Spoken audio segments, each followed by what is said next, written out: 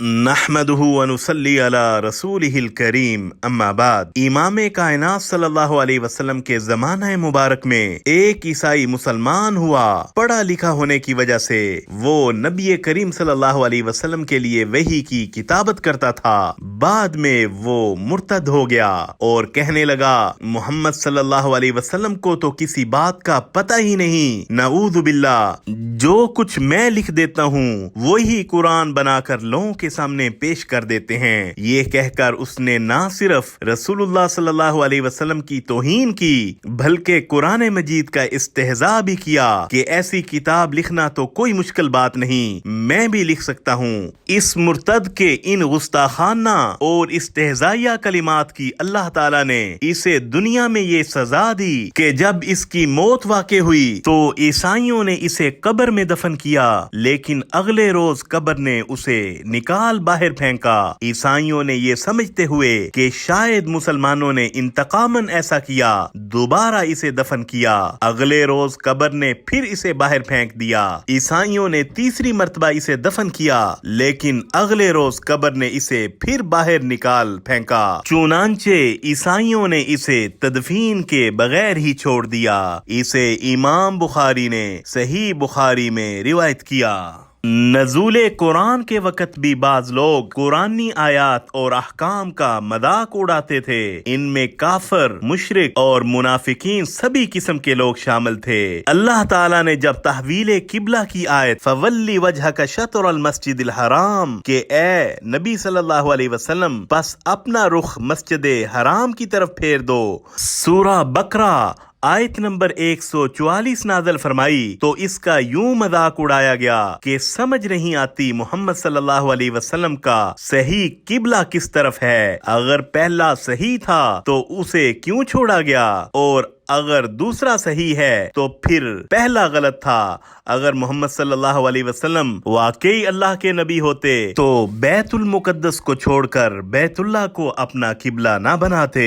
انفاق فی سبیل اللہ کی ترغیب دینے کے لیے جب اللہ نے یہ آیت نازل فرمائی کہ من ذا الذی یقرض اللہ قرضا حسنا فیضاعفہ لہ اضعافا کثیرا کہ کون ہے جو اللہ کو قرض حسنہ دے تاکہ اللہ اسے دگنا چگنا کر کے واپس کر دے، تو اس کا یوں مذاق اڑایا گیا کہ لیجئے صاحب اب اللہ میاں بھی غریب ہو گئے اور قرض مانگنے لگے۔ کفار، مشرکین اور منافقین کی یہ روش آج بھی جاری ہے۔ آیات حدود کا مذاق، آیات حجاب کا مذاق، آیات قیامت کا مذاق، آیات ثواب و عذاب کا مذاق، قرآنی آیات کے علاوہ بعض دیگر شرعی احکام مثلا داڑھی، شرعی لباس، برقع، مسجد، مدرسہ اور نماز وغیرہ کا مذاق اڑانا تو اب ایک خاص طبقے کا فیشن بن چکا۔ ہمیں یہ بات نہیں بھولنی چاہیے کہ قرآن مجید کی کسی آیت، حکم، قانون یا فیصلے کا مذاق اڑانا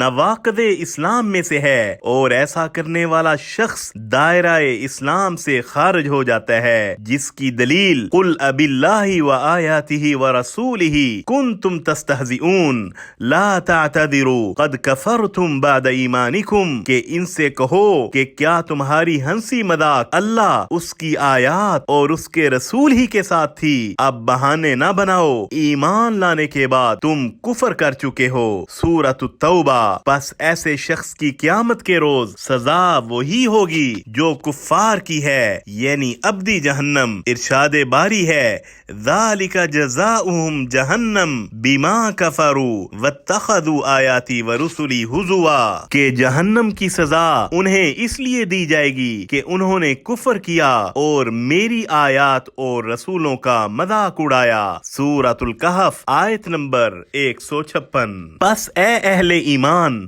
اللہ تعالیٰ سے ڈر جاؤ، اعتدال پسندی اور روشن خیالی کے شوق فضول میں اللہ کے حضور کوئی بے ادبی یا گستاخی نہ کر بیٹھنا، نہ ہی اللہ کی آیات اور احکام کا مذاق اڑانے والوں سے کوئی تعلق یا میل جول رکھنا۔ کہیں ایسا نہ ہو کہ دنیا میں ذلت اور رسوائی مقدر ہو جائے اور آخرت میں حسرت و ندامت کے ساتھ روشن خیال لوگوں کی دوستی پر یہ کہہ کر آنسو بہانے پڑیں یا لیت بینی و وبینک بعد المشرقین فبئس القرین، کہ کاش میرے اور تمہارے درمیان مشرق و مغرب کی دوری ہوتی، تم تو واقعی بدترین دوست تھے۔ سورۃ الزخرف آیت نمبر 38۔ وصلی اللہ علی النبی الکریم۔